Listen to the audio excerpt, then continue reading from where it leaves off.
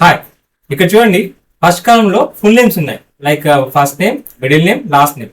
But వీటి మధ్యలో ఎటువంటి డెలిమిటర్స్ లేవు, లైక్ స్పేస్ కానీ కామా కానీ ఎటువంటివి లేవన్నమాట. మరి వీటిని స్ప్లిట్ చేయాలంటే మన ప్రీవియస్ టెక్స్ట్ స్ప్లిట్ కానీ లెఫ్ట్ కానీ మిడ్ కానీ రైట్ కానీ ఎటువంటివి అంత ఈజీగా చేయలేదు అనమాట. మరి రెజిక్స్ ఎక్స్ట్రాక్ట్ ఎలా చేస్తాయో చూద్దామండి.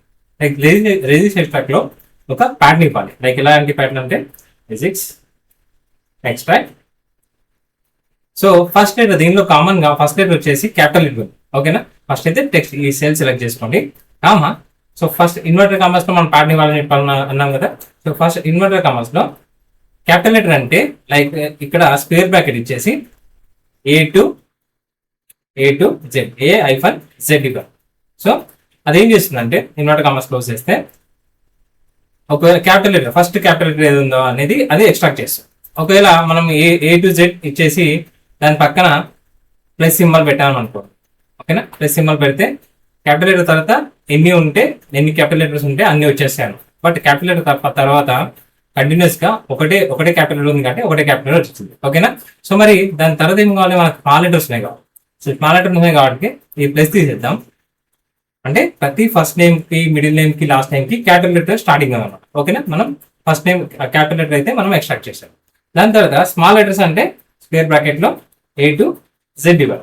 ఓకేనా, small A to Z, square bracket close చేయాలి. అప్పుడు ఏమవుతుందంటే ఫస్ట్ క్యాపిటల్ లెటర్ తర్వాత ఏ వచ్చింది. ఓకేనా, కానీ ఇక్కడ ఒకటే ఏ కావాలా, తర్వాత ఎన్ని స్మాల్ లెటర్స్ ఉంటే అన్ని రావాలి. కాబట్టి దీని పక్కన ఏ టు జెడ్ స్మాల్ లెటర్స్ పక్కన స్క్వేర్ బ్రాకెట్ పక్కన ప్లస్ ఇస్తాం. ఓకేనా, ప్లస్ ఇస్తే రమేష్ వచ్చింది కదా. సో మరి first name, middle name, last name extract కావాలి. మరి ఒకేసారి కావాలంటే మనకు రెజిక్స్ ఎక్స్ట్రాక్ట్ లో ఇంకా ఆప్షన్స్ ఉన్నాయండి ఇక్కడ. లైక్ అంటే మనకు ఎన్ని ఉంటే అన్ని ఎక్స్ట్రాక్ట్ కావాలి, అలాంటివి ఎన్ని ఉంటే అన్ని ఎక్స్ట్రాక్ట్ కావాలని చెప్పేసి రిటర్న్ కోడ్ ఉంది కదా. ప్యాటర్న్ ఇచ్చిన తర్వాత కామా ఇస్తే మనకి రిటర్న్ కోడ్ అడుగుతుంది.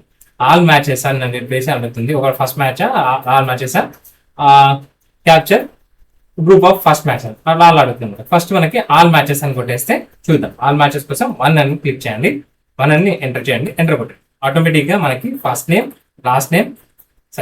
మిడిల్ నేమ్, లాస్ట్ నేమ్ ఈజీగా ఎక్స్ట్రాక్ట్ అవుతాయి.